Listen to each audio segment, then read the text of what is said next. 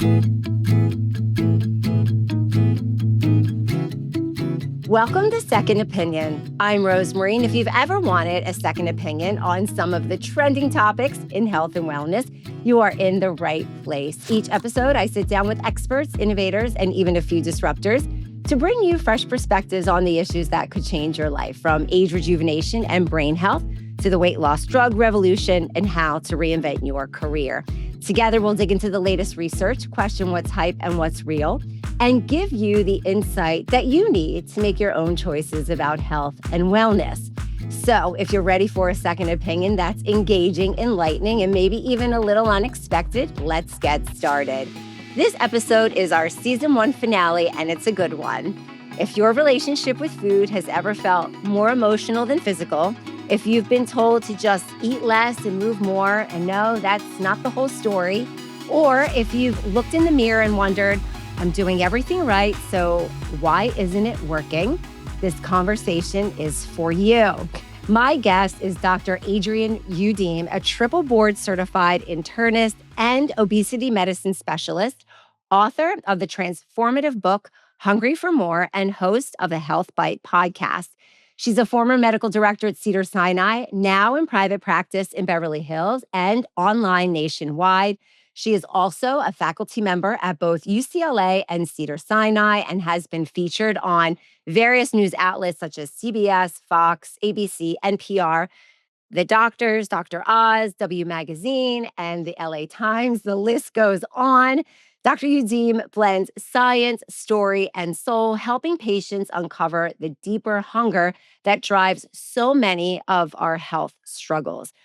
Today, we're diving into the truth about GLP-1 medications, midlife metabolism, epigenetics, and why emotional hunger might be the most overlooked health strategy of all.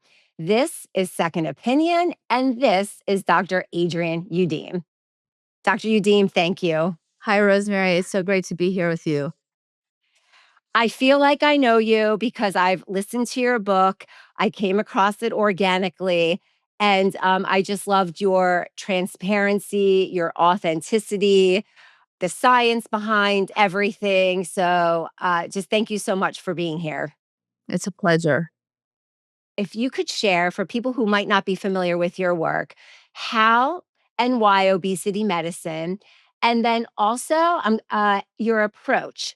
Your approach is really unique, one that I really resonated with, and a little bit with that. If you could start talking about your book, why? What was the catalyst for this approach, and why do you feel that people need to know about this different strategy now?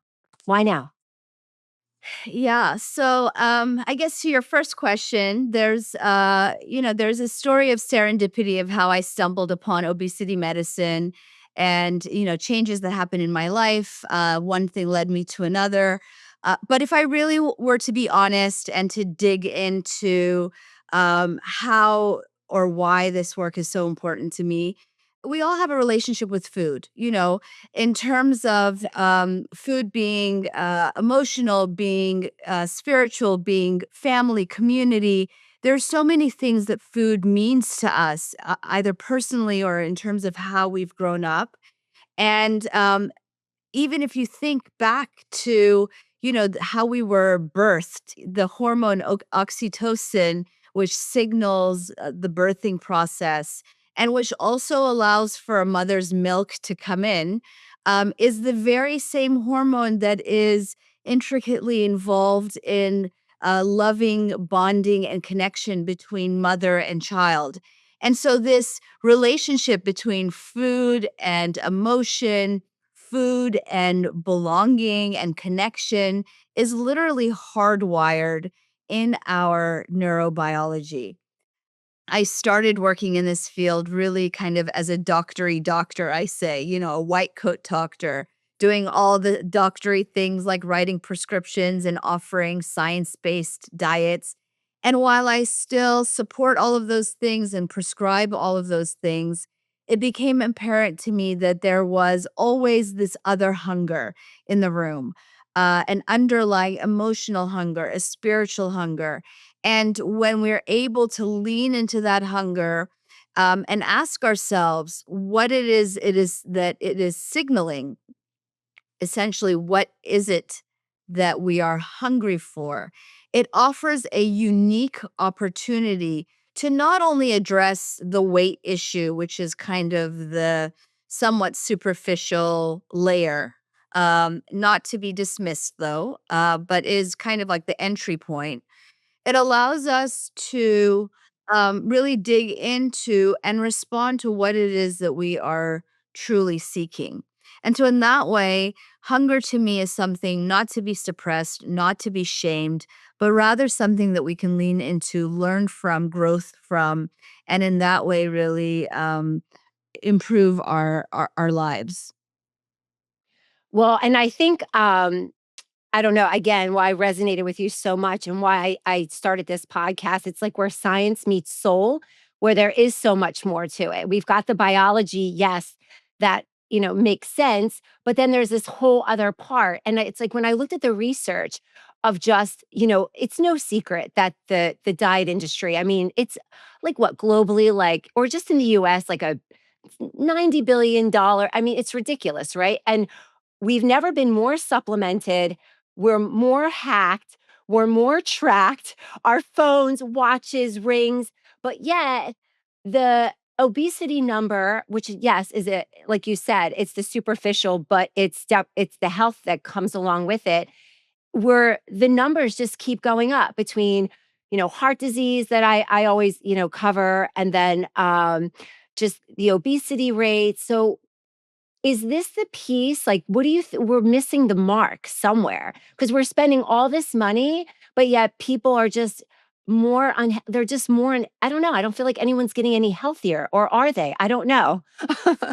I mean, there's so many metrics of how our soothing is leading to our disadvantage, whether it's rising, overweight and obesity and excess weight, or drinking increased, severe drinking increased 17% in women during the pandemic and has continued. Um, our devices and our phones, those also are a marker of unhealth or poor health. So there's many ways in which we use distractions or soothing to distract from our underlying distress, and that's leading to poor health outcomes. And not only that, but it is also preventing us from using that as a pathway, right? So if we can use that hunger, that desire, and really kind of double down on what it is it's trying to tell us, that is actually an opportunity to understand that need and to meet that need in a way that is durable and in a way that hopefully will make us less likely to soothe and to experience poor health as a result. And I don't think we're having these conversations. We're having a lot of conversations about mental health.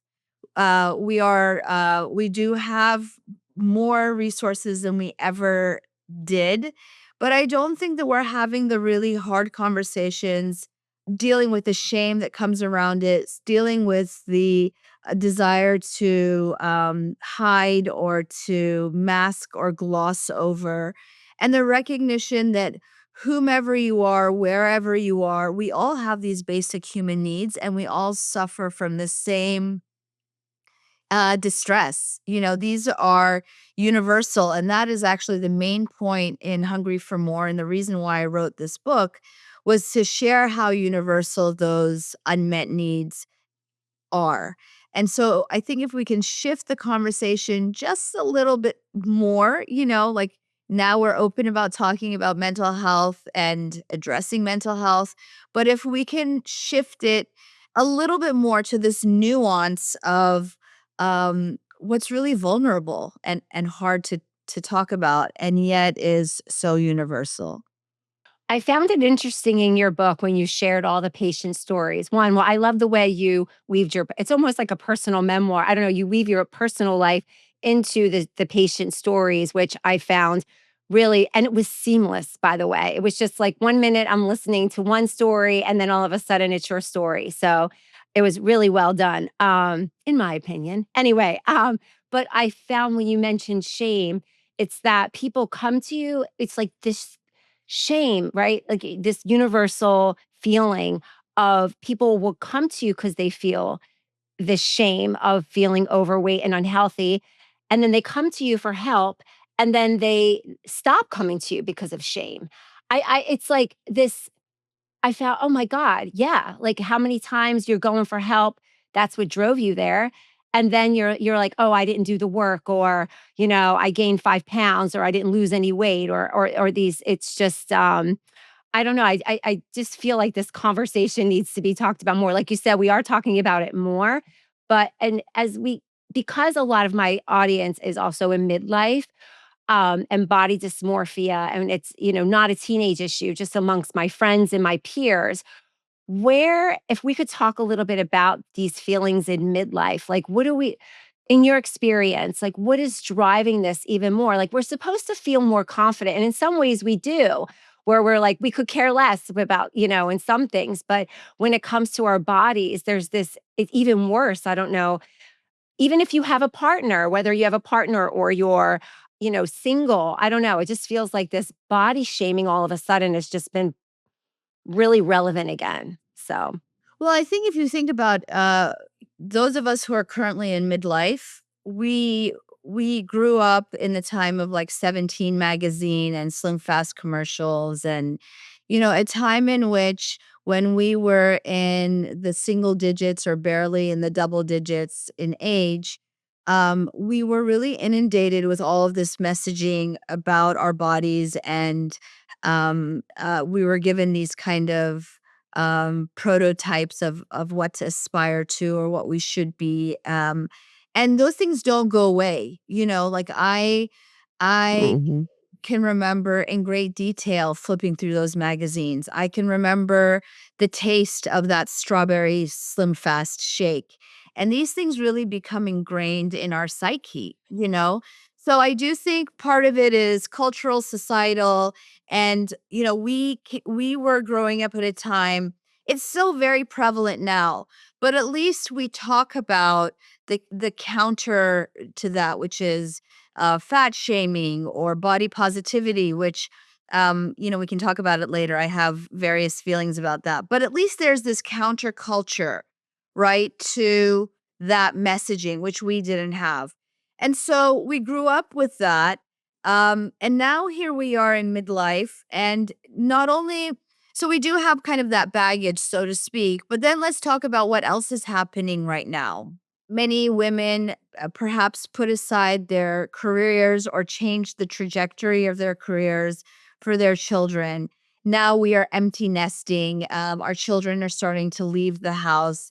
It's a time in which we are in transition. We are redefining our identities as mothers, as professionals. And so I think there's a lot happening there in terms of shifting lives and lifestyle, and shifting identities. On the other hand, our bodies are changing. We're suffering, or we're experiencing not only in the changes in the way our bodies look, but in the changes in the way our bodies function. We may be having symptoms of menopause or perimenopause, which precedes menopause or can precede it by up to 10 years. There's a very concrete relationship between estrogen and our brain function. So many of us are experiencing brain fog. Our cognition is changing. It's temporary, but we know that these changes are impacting our perception and our actual function.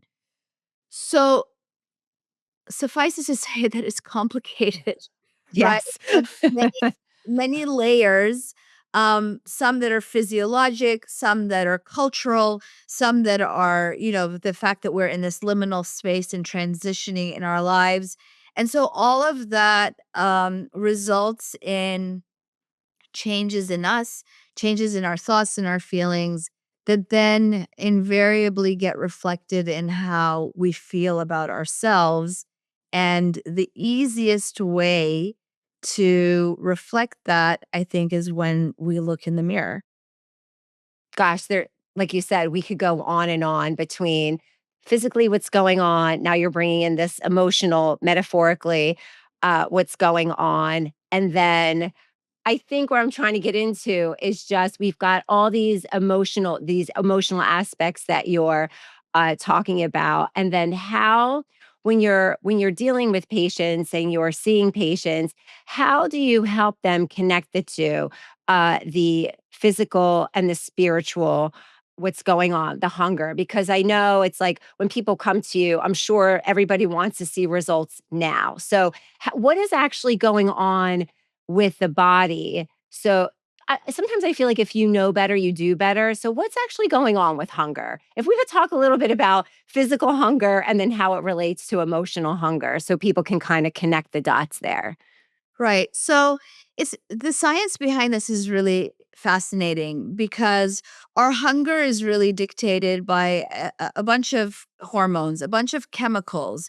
They get released by the gut, the pancreas, fat cells, and these chemicals or hormones then dictate at the level of the brain whether or not a person is hungry.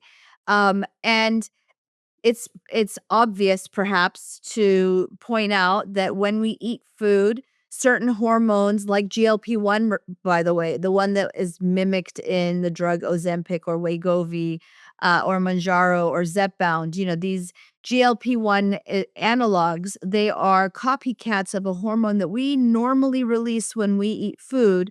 That hormone, amongst others, will travel to the brain and say, hey, we have food here. You can go ahead and dial back that hunger, right? Which makes a lot of sense. What's Hmm. interesting is that when we are experiencing difficult emotions, when we are stressed, it causes dysregulation in those hormones. So another one, which is called ghrelin, this is one that actually signals hunger, not fullness, like the GLPs, but ghrelin signals hunger.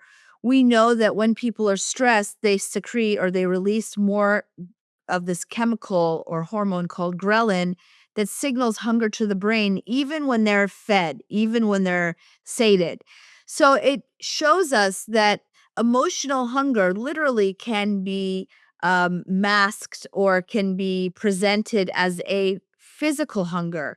And so the question, as you started, is yes, if these two, if emotional and physical hunger are so intricately intertwined, how do we tell emotional from physical hunger? How do we tell these two apart? And that's where I really go into mind body practices. And again, you said it. How do we connect the mind to the body? We culturally really separate the two. And in medicine, we have separated the mind from the body. But we know that the mind and the body are very, again, intricately intertwined. And in order for us to recognize that relationship, though, we need to still ourselves. We need to calm ourselves so that we can really become attuned to what is happening in that moment. What is the messaging that is happening between mind and body? And that's it's simple, right? It's simple, but that is what's hard to do, and that's why there can't be a quick fix here, because there is no quick fix to slowing down and, being aligned or being open to your inner workings, your inner wisdom, your intuition, what your mind and body are trying to tell you. There is no shortcut to that. I wish there was. We all want it, including myself. But the fact remains that there is no workaround to this. And so we can continue to bang our heads against the wall and wish otherwise, right? But the Yeah. reality is the reality. And so at some point, and this happens often in midlife, we recognize that all the banging, of our fists against the wall is not going to get us to what is durable and true, which is that when we slow ourselves down, then we are much more likely to be less reactive, less on autopilot, and able to understand what it is that hunger is for. What is that hunger really trying to tell us? And I do this work now, not only in the office, but in the corporate space with high achieving leaders, professionals, executives. These are the people who have been coming to my practice for the last 20 years. And I relate to them because I'm also a high achieving professional that has been driven by all those things that high achieving professionals have been driven by until we are not, right?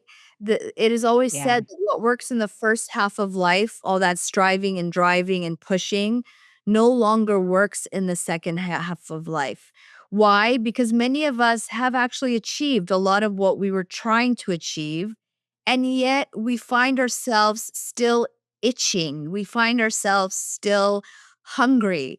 And it dawns on us that collecting the accolades or the achievements is not scratching the itch. It's not addressing the hunger. And so this is a time that while it is fraught with a lot of, changes like we discussed that can be taxing or difficult, it's also a beautiful opportunity because we finally get to a point where we can't continue, or perhaps we choose not to continue in the way that we have. And that's an opportunity, right? It's not, it should be viewed as something beautiful, an opportunity to change and to really lean into what the wisdom that we've collected over the last several decades and over the first half of life. And we do that through stillness. And actually, there are practices that are, validated in science, but grounded in ancient wisdom that help us cultivate that stillness and cultivate that inner wisdom, whether it's breathing, meditation, expressive writing or drawing, movement practices, guided visualization. And I take my executives through these practices in an 8-week course where we deal with the head. I teach them the science. We deal with the body. I teach them how to be attuned to the signals in their body. And we deal with the heart. We build community with like minded peers in small groups to cultivate these practices that help us attune to our inner wisdom. Wow. So it's not even it's just like a whole body practice. And then it's almost like then the weight is like a result of that as well, right? It's like that is just like a beautiful side effect of all the other things that you when you go within. So another coach I work with, she's like, it's not when you come across an issue, it's never the issue. It's how you respond to the issue. That's the issue. That's exactly right. And by the way, the people in my courses are usually not ha- haven't are not seeking me out for weight or haven't sought me out for that problem, but the very things that I kind of organically was doing in the office alongside writing prescriptions for GLP-1s or whatever it was 20 years ago until now, I was doing this work with patients unknowingly, right? Not really knowing the practice behind it. But when I became more versatile in mind body medicine and I became a practitioner of mind body medicine, I was able to bring this work into a broader context, which is really what high achieving professionals were seeking and were not getting. And so it really is to help them become more grounded, less reactive in their work and in their lives, more intentional, more purpose driven, the way they want it to be, right? We all want to be purpose driven in our lives and in our leadership, whether that leadership is in our household or in our Right. community or in our organizations. I mean, that's the point, right? That's if we can stop for a moment and think about why the hell we're doing everything that we're doing, it's to actually have purpose, to create meaning. And th- when have we been dealt with a time in which this is more relevant and more important? When there is so much uncertainty in the world around us, there is so much change. Even for people who were welcoming the change, it can be dizzying, and it can be scary to think about all the changes that we are experiencing in our political lives, in our world, politics and changing dynamics around the world, and also changes that are happening in our backyard, how our children are growing up. This is different than how we grew up. And how do we navigate that change and that uncertainty in a way that is intentional, in a way that's not reactive and causes more harm? If I think about what's happening right now in the world on our college campuses, and I have a child who's in college and another one who's on the launching pad to be leaving in the next few months. And as a Jewish mother who's navigating anti Semitism on college campuses, and you don't have to be Jewish to be feeling this tension, right? There is tension out there right now. That just happens to be the flavor that is impacting my personal life. The number one top of mind goal I have for my community, and I mean that as the world around me, my world community, is to help people manage their reactivity. Because trust me, when I read something on in the news or I get off the phone with my daughter, I liken it to a rubber band. You know that rubber band, you stretch it out so far and it's just ready to like spring off, right? I feel that inclination, the outrage, the fear, the upset, but I also know that that reactivity is not going to serve me. It's not going to allow me to show up as the kind of leader that I wish to be in my household, in my community, and in my workplace. And so I use these practices regularly in order to navigate and to manage my own reactivity. And it's hard, but it's also really rewarding to be able to, in that moment, ratchet it back down, remind myself what really matters and how I can purposefully show up in a way that allows me to address that. Or if I answer to that autopilot or that reactivity, how I can make things unravel, which is not what any of us want, right? No. And my hat off to you. I don't have children. I'm the aunt, but I look at my nieces and nephews.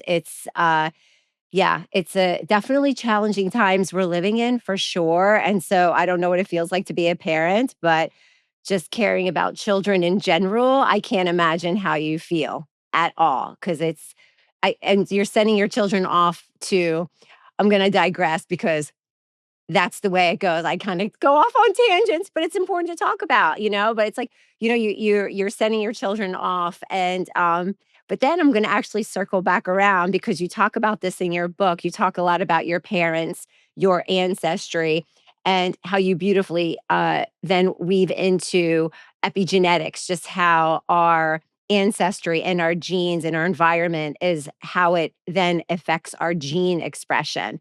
So if you could maybe expand into that, because I feel like people would be interested in that. I know I feel like I geek out on the science a little bit about that. And you hear these things like runs in families or how we get our habits or, where did this come from? So I feel like this is worth mentioning, and now this second part of our life, we have the time we can like maybe dissect some of these things out a little more. Yeah, I do. I agree with you. I think it's fascinating as well. And it is relevant to the conversation around obesity and weight and our relationship with food. And so let me just go back a second and just give you kind of genetics 101, which is that, we all know about genes. Those are the parts of our DNA which code for specific what we call phenotypes. So that those are physical manifestations like our eye color or our stature, our height, right? So our likelihood to have certain diseases, right? Like there's certain types of cancer, for example, that are passed down in families. Okay, so those are the actual genes. But then the majority of our DNA is not the genes, but it's the fluff around the genes. What actually determines whether or not those genes get turned on or turned off. And it's funny because, we used to call a lot of that, we used to call that like junk DNA or, like we just thought it was fluff.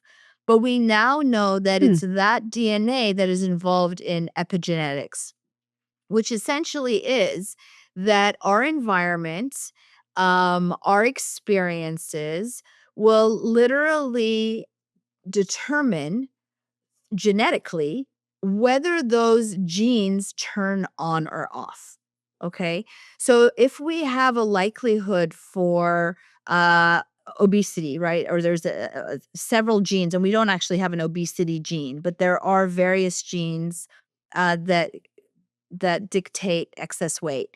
That gene can be turned on and off by whether or not our parents were smokers, by whether or not our parents ate healthy or exercised, right? By whether or not they Mhm. had access to food. So one of the studies that I talk about in the book is the oh my gosh, I think it was the winner. It's not the winner Dutch study, but it'll come to me. I'm having a brain fog, a lapse. But essentially, the study is it was done in the 1940s, around World War II, and because the Dutch have such great documentation of medical records, they were able to document what happened to those children who were in utero during the Dutch famine. So there was a period of time around the war in which food was rationed, and these people got very minuscule amounts of food on the order of 400 to 600 calories. And they maintained medical records of those children that were born or that were in utero in that time. So basically, their mom was consuming very limited calories while they were in utero. But they also have data and information on the siblings before and after. And they've carried out this information collecting, 60, 70, 80 years later to see what actually happened to those children as compared to their siblings.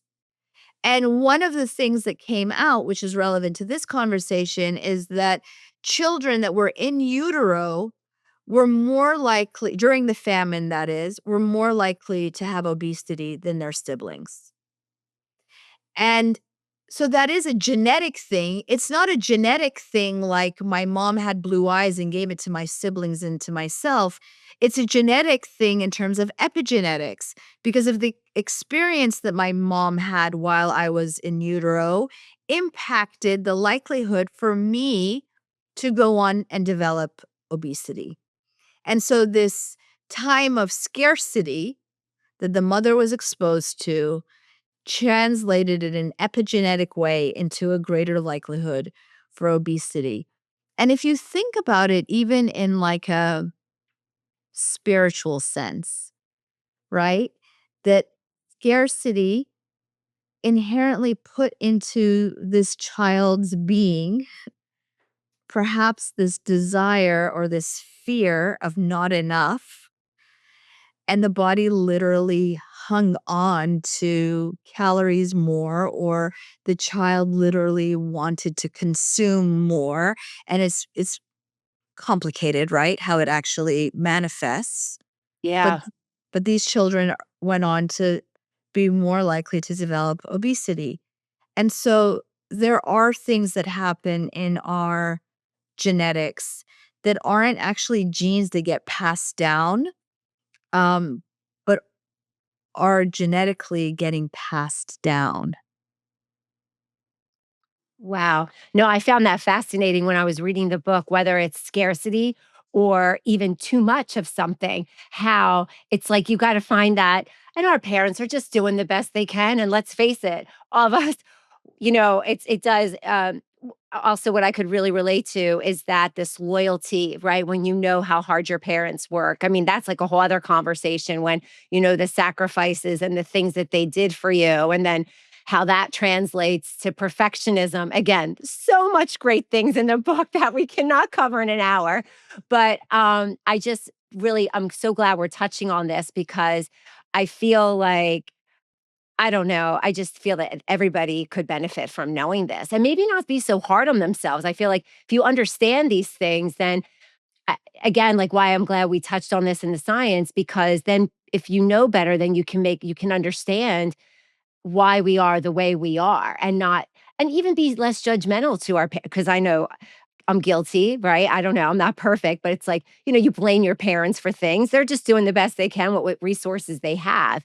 But so I found this to be a really cool, just a really interesting topic. So thank you for expanding on that some more. I do want to just touch on something that you mentioned, which is the self-compassion piece, which is the first chapter of the book Hungry for More, talking about having compassion for ourselves. And actually that is not only the nice thing to do, but it is actually the effective way to approach habit change. We know that if we can be more self-accepting and more self-compassionate, we're more likely to adhere to the behaviors that do result in change, the changes that we wish to seek.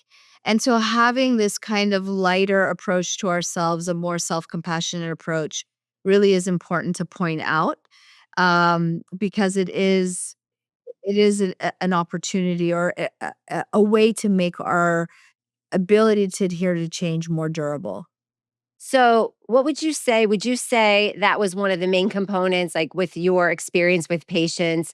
What would be, say, in midlife? What is, say, the common denominator to long term success when it comes to weight? And like you also said, it's like it's not like we arrive, right? I love when you say that. It's not like we arrive and like all of a sudden, it's like we meet our weight and that's the end of it. How the weight it always goes on, no matter what phase we are. But I would love to get your thoughts on what is like that lasting common denominator that the people who seem to achieve some sort of self acceptance or just, where they feel good in their body. What is that common denominator that's they seem to all, yeah, Yeah. I possess, mean, have?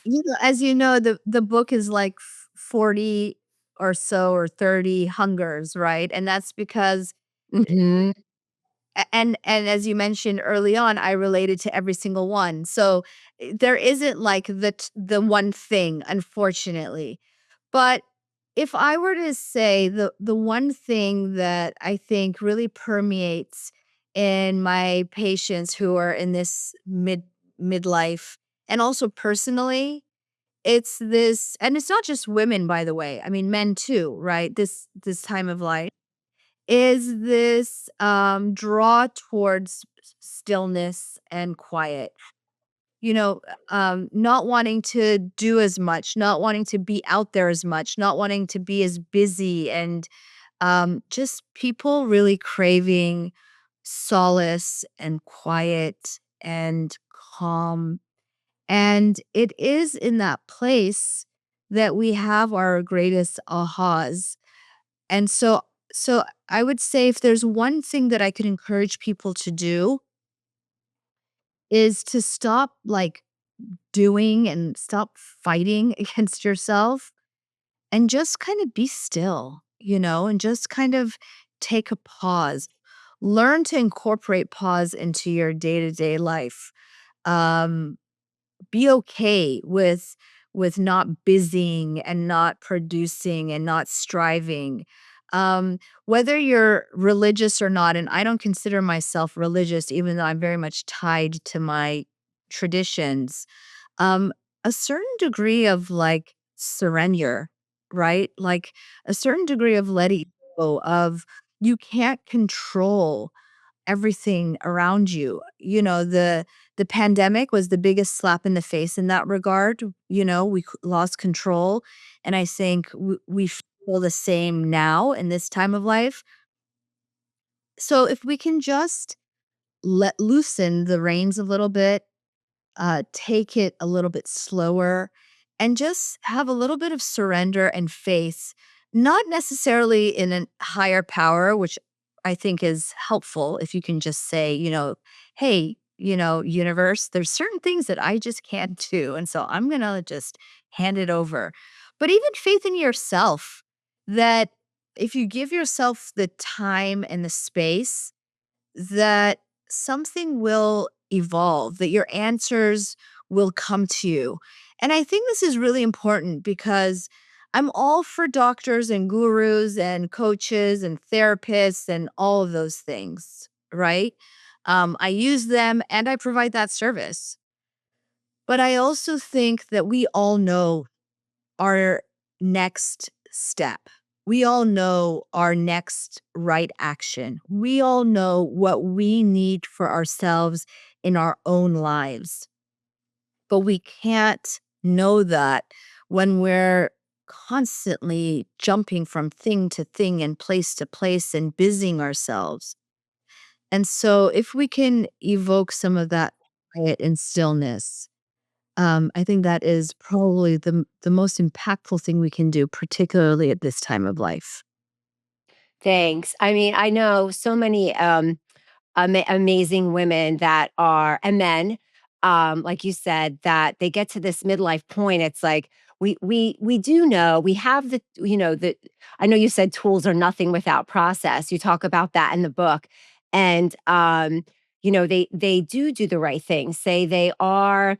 I'm gonna just like tap into some levels of frustration. Is that they've done the work. They feel like they take care of their bodies, they take care of their health. They feel like they're doing all the right things, like textbook, like I do this, I do this.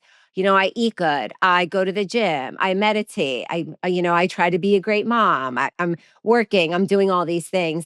And then the weight, I'm sure just because, and then the weight comes on because I just feel like midlife, it's happened to me. I'm like, what in the world? Like, whose jacket is this? This can't be my jacket. Like, what the heck? I do spinning. I go yoga. I'm juicing. I'm doing all these things, and then things are just not fitting.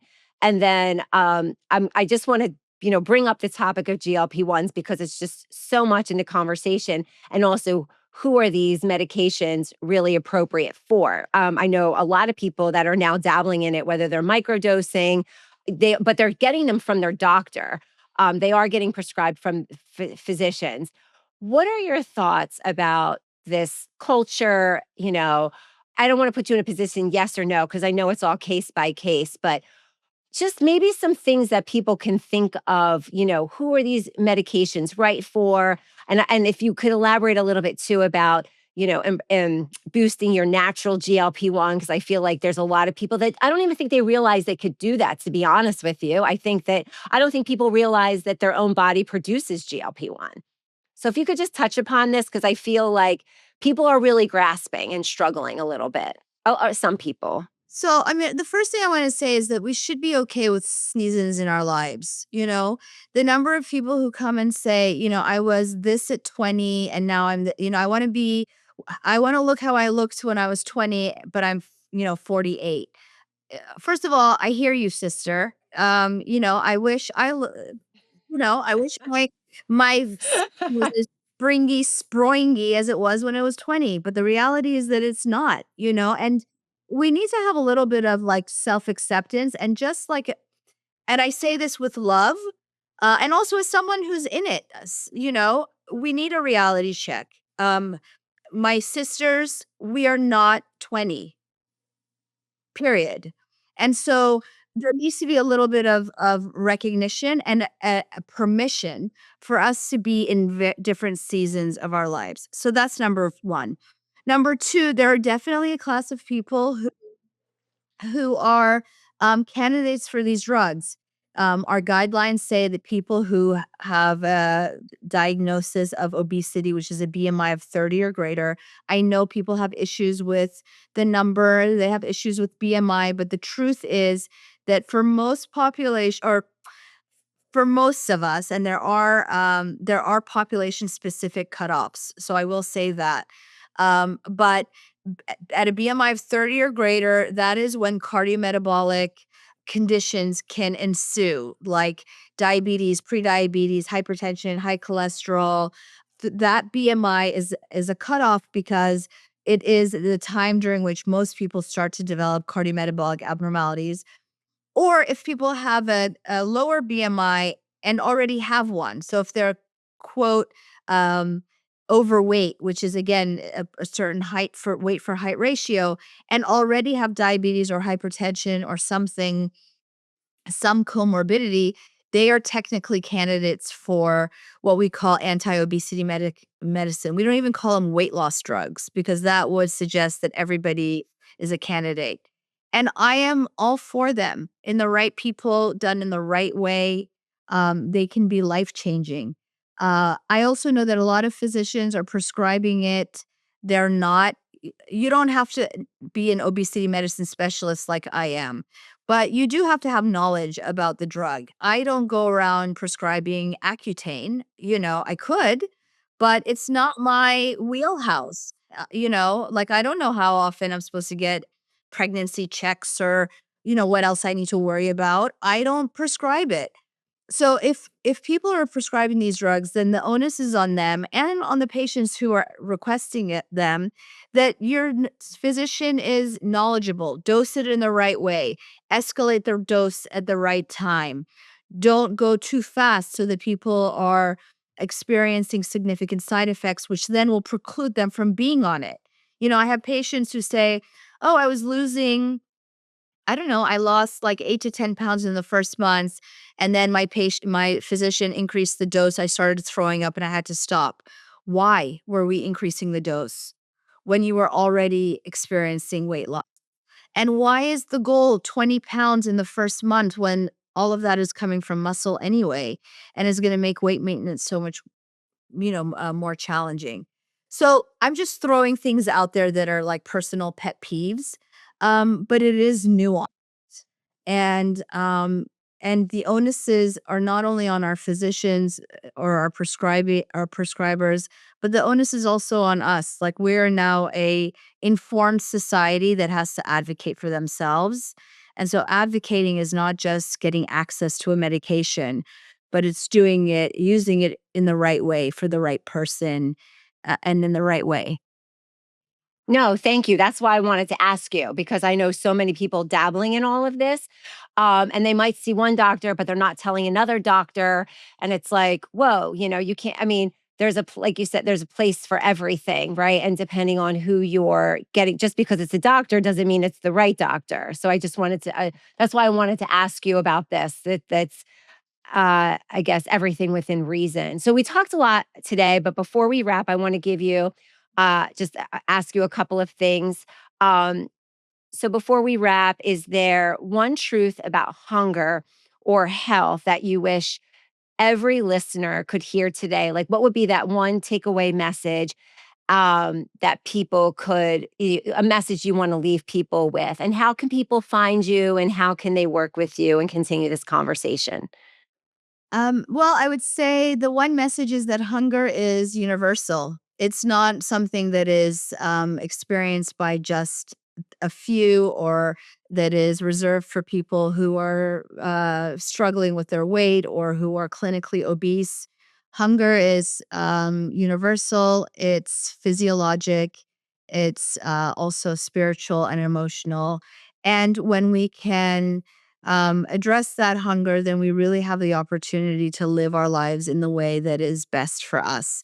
Our hunger is a tool, and it's trying to get our attention for a reason that is to our benefit. And yes, I love this work. I do this work, in the office with patients. I have courses for high achieving professionals called Resilient Minds. I give keynotes in workplaces around the country, all of which can be found on my website, which is a dradrienneyoudim.com. You can also find my book and my podcast, Health Bite, on the website. Thank you so much. And is there anything we didn't cover today that you would like to touch upon? I think that was a good little whirlwind of information. Yeah, I really do. Don't you? Uh, I do. We could go on and on. And then I want to, real quick, it was like Adele. It popped in when it was talking about acceptance. That was the name of the woman in the book. When it came, I was like, I know Adele. I've been Adele. We all Thank have, you. Rosemary. We all have, and you're welcome. We all have. That's why I just thought it was so brilliant. Okay. Well, for sake of time, you're a very busy lady, and I've held you hostage for an hour. So, with that, that is a wrap for today's episode of Second Opinion and the season finale for season 1. So, a huge thank you to Dr. Adrienne Youdim for closing this season with compassion, clarity, and clinical insight from GLP-1s and emotional hunger to midlife metabolism and identity. This conversation reminds us that wellness is about more than weight. It's about understanding what we're truly hungry for. If you've enjoyed today's conversation, please subscribe, rate, and leave a review. It helps others find the show and fuels our midlife community. So stay tuned. Season 2 is launching soon with fresh episodes, bold guests, and new segments. We're also so excited about Second Wind, where we spotlight inspiring midlifers rewriting their next chapter. I'm Rosemarie Beltz. Until next time, stay well, stay curious, and remember, it never hurts to get a second opinion.